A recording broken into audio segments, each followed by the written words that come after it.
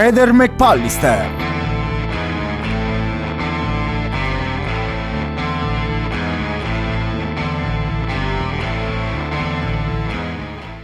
Allora, intanto il furgone era a nome mio fino a un certo periodo, saranno 3 anni, dopodiché l'ho passato ad un altro, ma è solo l'intestazione che cambia, nel senso che se mi serve ancora oggi io lo chiedo a chi lo ha in consegna, diciamo, e allora 2, 3, 4, 5 anni fa era uguale nei miei confronti. Io ho solo cambiato intestazione per non essere titolare di 3 auti praticamente. Questo per quanto riguarda il furgone, non so quanto può interessare ai soliti saputoni di cui parli, che sanno sempre tutto. Per quanto riguarda le elezioni, noi avevamo elezioni a Trieste il 4 ed il 18, perché erano comunali, per cui con la seconda parte 2 settimane dopo, 4 e 18 ottobre del 21, 4-18 ottobre.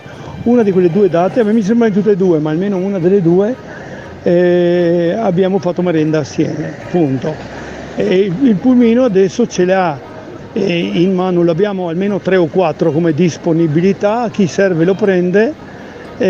Attualmente, se ben so, dovrebbe essere un ragazzo che lavora a Gorizia, che va su e giù con lui, o se lo tiene direttamente là per la settimana che lavora e rientra il venerdì. Comunque la disponibilità, se e quando serve per qualche trasporto rimane disponibile.